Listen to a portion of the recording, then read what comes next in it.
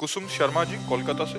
राधे राधे। राधे राधे श्री हरिवंश महाराज जी जैसे कि कहा जाता है कि मनुष्य की मृत्यु के पश्चात उसका शरीर पंच तत्वों में विलीन हो जाता है और आत्मा दूसरा शरीर धारण कर लेती है। तो महाराज जी फिर कौन सा शरीर स्वर्ग या नरक की यात्रा करता है? महाराज जी कृपया मेरा संशय को। जैसे जेल में अलग कपड़ा मिलते हैं ना, ऐसे स्वर्ग लोक का भोग भोगने के लिए देव शरीर मिलता है और नरक का भोग भोगने के लिए यातना देह मिलता है। जैसे स्थूल शरीर है यही छूट जाता है, सूक्ष्म शरीर, कारण शरीर और आत्मा, समझ रहे हो?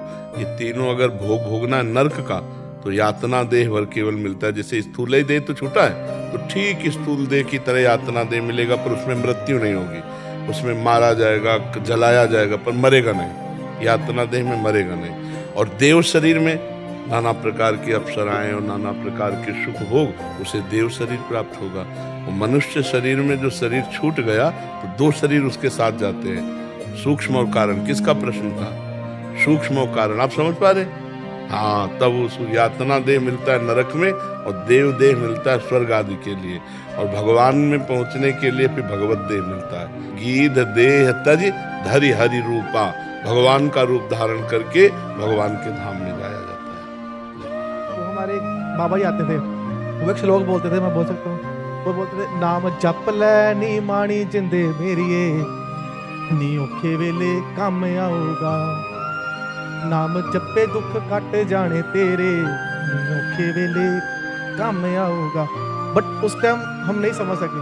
जब से आपको सुनना शुरू किया ना, तब से वो लग रहा है कि हाँ, वो जो बोल रहे थे सत्य बात। पर चले होते तो आज कहाँ पहुंचे होते। तो लेकिन वो बीज आपका नष्ट नहीं हुआ, आगे बढ़ा दिया।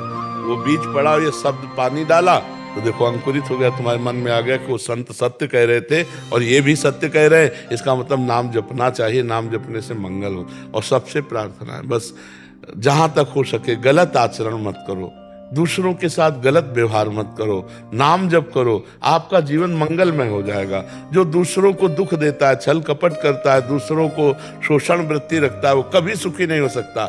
आज भले सुखी दिखाई दे, कल देख लेना उसकी दुर्दशा हो जाएगी। हमने बड़े बड़ों को देखा है, इस अवस्था में जब भ्रमण किए हैं तो बड़े बड़ों को देखा है, खाने को नहीं मिला, नष्ट भ्रष्ट हो गए। अरे औरों की छोड़ो, चलत दशानन डोलत अवनी। जब रावण चलता था तो पृथ्वी कांपती थी।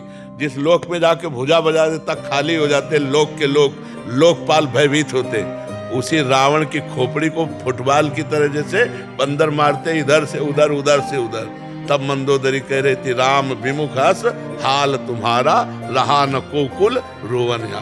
तो अधर्मी बहुत दिन तक झंडा नहीं झूमता है, फिर इसके बाद फेल हो जाता, फ्यूज हो जाता है हाइड्रोजन की तरह। इसलिए गंदे आचरण का त्याग करके नाम जप करो, और हो सके तो किसी को सुख पहुंचा दो, किसी भूखे को भोजन दे दो, बीमार को औषधि दे दो, नहीं है तो शरीर का सहयोग कर दो किसी को। परोपकार जैसा कोई धर्म नहीं, परहित सरिस धर्म नहीं।